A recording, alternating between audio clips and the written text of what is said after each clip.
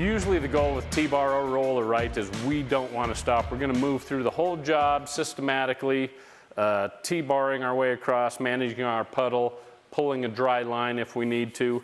But sometimes things happen, right, and we need to finish out, stop for a minute, come back to it.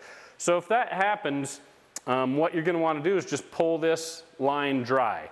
And you need to also keep in mind if you've cut in ahead of yourself. So if I've cut in at all ahead of myself, or I've got a guy cutting in for me and he's out here, right, just make sure that you go ahead and pull some feathers into that. And then same on your far wall, and we'll just wait and see how far I can get with this puddle.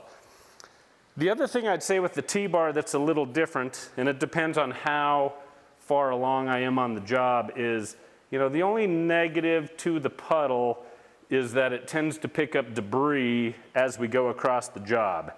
So that's the other thing I may want to watch here. Of course, I can take care of it when we get back to it and it's, you know, it's dried out and we're ready to go there. But if I see some, you know, a dead bug or some debris, a dust bunny or something, I may want to just pull it out now.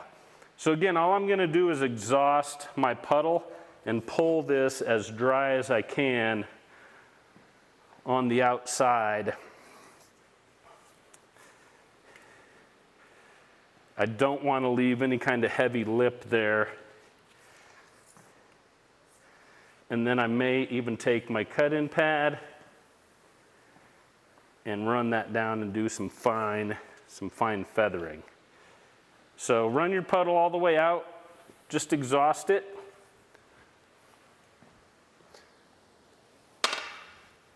And then go ahead and take your cut-in pad, reach back across, cut back in whatever you need.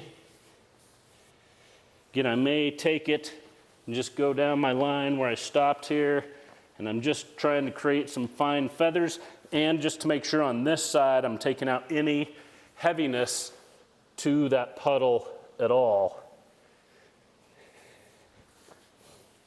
That'll make it a lot easier for me to get back into it once it's dry and I come back, so that we don't have any of those marks showing up when we tie back into it.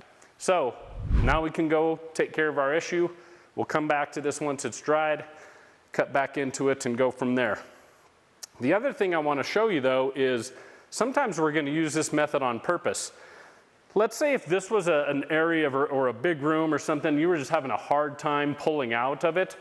So, you know, you're coming across, you're doing a beautiful job on this floor, and you get to the end, and it's just a real pain to work your way out. So you could use that same method to go ahead and create a final space where you've already pulled out. So we'll just do that from this side. And then when we come back and both these are dry,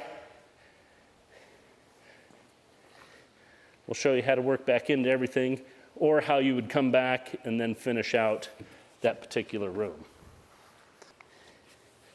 So same concept here. I would probably, you know, have taped this off, although I can go ahead and just use my cut-in pad.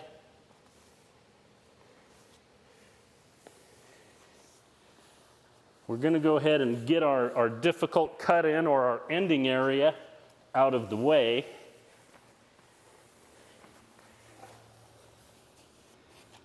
And this just eases the pressure of, you know, you've done a nice job on this whole room. Now you're trying to hurriedly get out, and you know you're leaving puddles or leaving stop-start marks, making mistakes. So if you just concentrate on the small area first, then you've got it all taken care of, and you can just kind of cruise across there when you're coming back the other way to finish it out, and you don't have any of those issues in your way.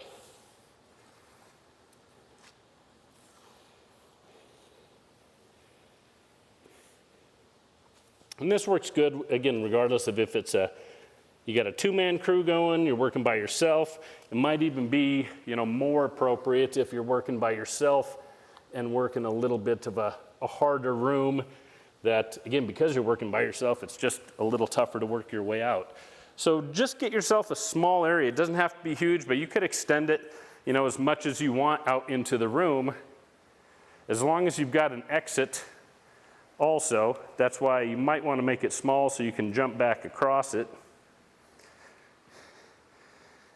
And same philosophy. I'm just going to pull this puddle out really nice and thin.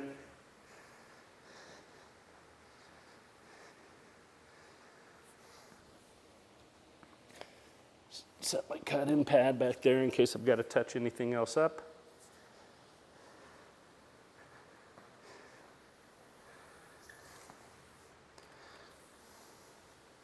See, now it's small enough where I can hop back over, set my cut-in pad or my applicator down out in the hallway in my bucket or whatever I've got there to leave it in. I can hop back in the room if I need to.